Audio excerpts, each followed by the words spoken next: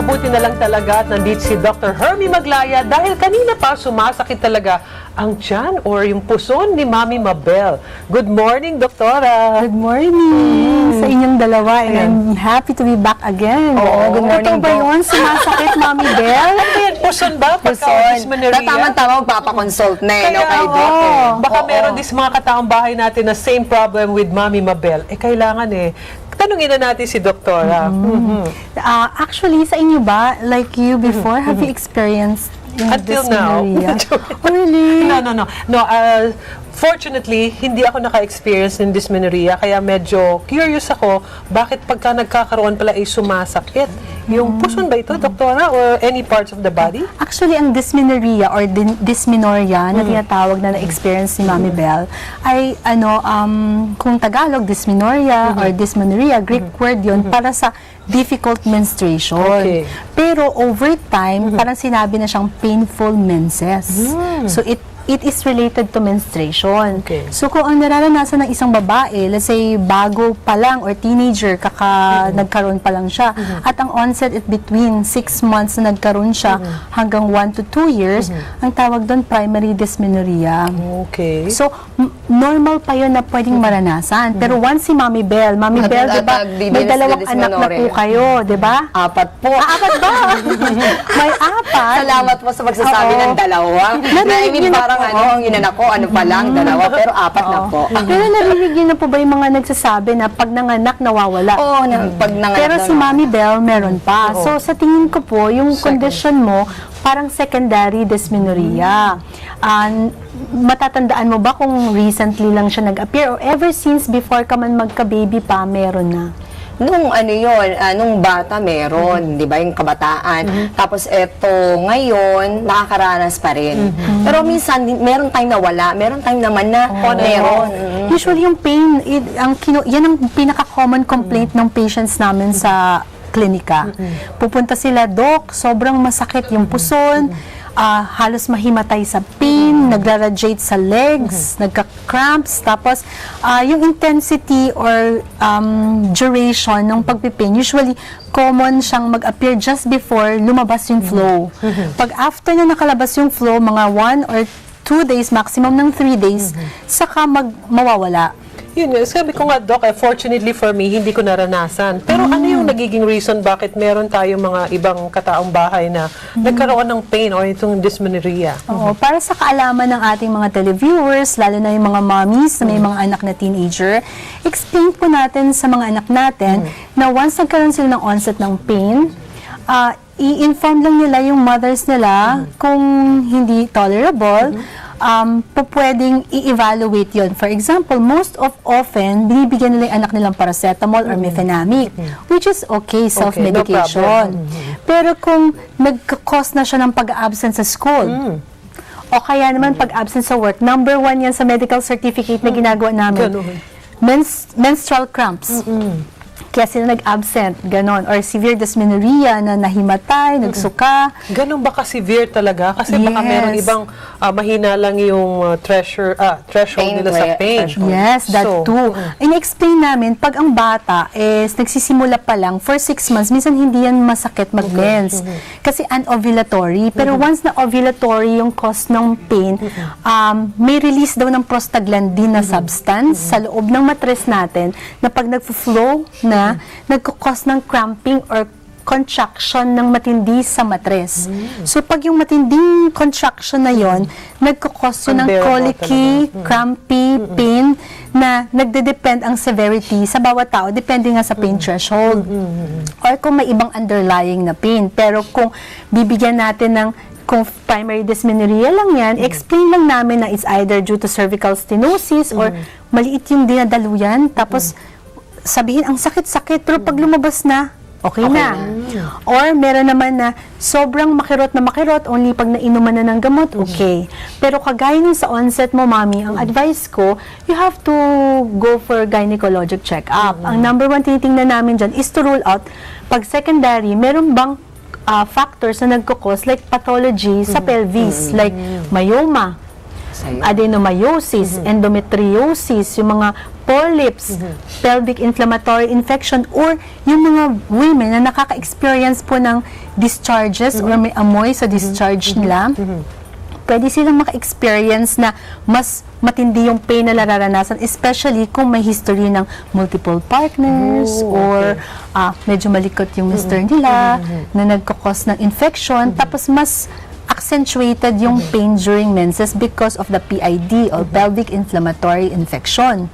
Or meron din tayong tinatawag na crampy pain kapag yung mga patients na may IUD, no? Temporarily. Pero otherwise, sometimes marirelieve naman. So, Doc, may tanong ko, yung complication niya, if in case hindi, syempre, di ba, akala mo mawawala, tapos umiinom ka lang ng mga gamot, may complication ba? Sa mga may secondary dysmenorrhea, maaring meron kasi meron siyang organic pathology sa pelvis. Kung you have, for example, may na-mention sa akin si ma'am before na may friend ka na hindi nagkakaanak for 7 years. Pag hindi nag-aanak ng 7 years, painful ang menses, and at the same time, painful minsan pag mag-contact sila, baka may endometriosis. So, it can cause infertility, 'di ba? O kung may mga myoma pala, 'di ba? Hindi maganda din na maka-experience sila ng ganoon. And ito ba may tanong Sige. kasi dito, pumasok ka, text lang. Good morning po, Doc. 48 years old na po ako ngayon. Lately, ay nakaramdam ako ng mainit na pakiramdam. Para laging init na init ako at di makatulog ng maayos sa gabi. At di po ako nagkaroon last July till now. Sign po ba ito ng menopause? Thanks po from Ryan. Ayan. Just like before, na na-discuss natin about menopause, there is really no such thing as sign of a menopause agad. Kasi ngayon, parang ikaw ay nasa perimenopause po, ma'am. Malalaman mo lang na menopause ka na 1 year post-menopause. So kung July ka po huling hindi nagkaroon, you have to wait a year more, 12 months, na hindi ka na magkaroon, and then you can say, July was the last menses that I had, and it was your post-menopause na siya after a year. Pero yung init na init, bihirang makaranas ang mga babae na kayo po ay magkaroon ng init na pakiramdam, lalo na kung perimenopause. Mostly nararanasan yan kung masyadong mababa yung estrogen sa katawan or may tinatawag na menopausal symptoms. Maaari pong magpa-check kayo kasi titingnan natin, baka may problem sa thyroid. O gano'n, di ba? May heat intolerance, aside from that. But basically, hindi natin ipapangwalang bahala yung pakiramdam mo. Temporarily ngayon, ang maaari niyo pong gawin, madam, ay make sure na you wear comfortable clothes, inom ng maraming fluid, at hindi mag-expose sa mga mainit na lugar temporarily. And then, kung nasa perimenopausal stage kayo, pwede kayo magkonsulta sa pinakamalapit na government hospital or inyong obstetrician po para ma-advise and matingnan po ano po ang nangyayari sa inyong pangangatawan or pakikiramdam ngayon. Ito po, Doc, may tanong pa ako. Kasi di ba, yung mga causes na sabi niyo po kanina, pero yung sa genetic factors, meron ba pag-ambaw, history mo, mother mo, mga kapatid mo? Possible. Lalo na kung may family history. Sa secondary, yung mga may history ng endometriosis. Kasi sinasabi lang endometriosis daw yung retrograde flow ng pagbalik ng dugo, imbis na nasa loob na siya ng matres, bumabalik pa siya sa likod.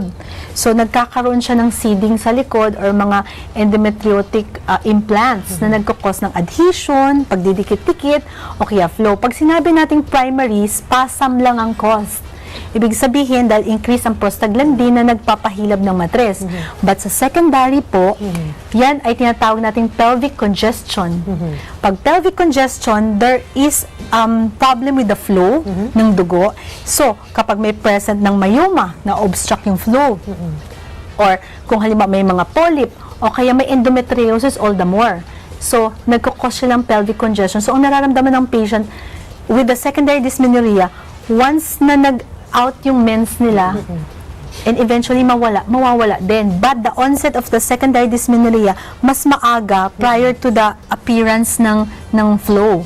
For example, pag primary, the night before, magkakaroon ka, masakit ngayon, paglabas, konti ng pakonti. Yung secondary dysmenorrhea, kahit mga 5 days before, masakit na, hanggang sa nagpa-flow. Ganun pala siya. Pag nag-flow na, mawawala kasi pelvic congestion. Dok, pero pag may myoma ang isang tao, di ba, may possibility na sabi nyo nga, magdi-dysmenorrhea. So, ang kailangan, pag na-operahan siya sa myoma, may tendency mawala ng dysmenorrhea. Possible. Pero kung yun lang yung problema niya, kasi there is such thing as adenomyosis. There is such thing as adenomyosis wherein yung lining ng matres pumasok sa loob ng matres. So, pag nagbi-bleed siya during sa flow, pati loob ng matres nagko-contract. So, pag nag-contract siya, Mami Bell, painful kasi nagko-contract siya. So, ang ginagawa ng mga patients na ganyan, nagsi-self-medicate muna sila, pero talaga kung intolerable na, minsan may nadadala pa sa ER. Ganun pala ka. Oo, and I have a patient before na kinakailangan pa niyang ma-opera para mawala yung pain. Yun yung tinatawag na pre-sacral neurectomy. Ganun ang gagawin. Kung ganun Ganito. katindi na ang pain. Yeah, wala pa siyang anak. She's only 24 years old. Unresponsive sa pills. Unresponsive. Nag-try na siyang ng treatment ng GnRH para ma-absan yung pain niya dun sa adenomyosis niya at saka sa endometriosis. Ang ginawa is pinalaparoscopy namin siya at saka pinatay yung nerves doon sa pre-sacral neurectomy. So, ganun ang ginawa. Abay, meron pumasok na namang text sa atin. Talagang very interesting ang ating topic eh. Kasi very interesting, Ito, regular po ang aking menstruation. Minsan, 3 buwan bago ako magkaroon. Kaya, dapat, kapag dinatnan daw siya, napakasakit. At sa unang araw ng nagkaroon siya, ay nilalagnat pa po mula kay Aiza. Bakit kaya ganun, Dok? Possible mong mangyari. So, sa kalagayan po ng ating televiewer ngayon, kung irregular po yung mens mo, there is such thing as PCOS or polycystic ovarian syndrome na hindi nangingitlog. So, polycystic Ovarian syndrome. Meaning, 3 klase yan. Pwedeng maraming signs and symptoms. Ang pinaka-common yung absent of menses or irregular ang mens. Second, nagkakaroon siya ng hirsutism or excessive hair or acne. And pangatlo, yung pag-gain nila ng weight. At saka yung ultrasound finding na polycystic siya.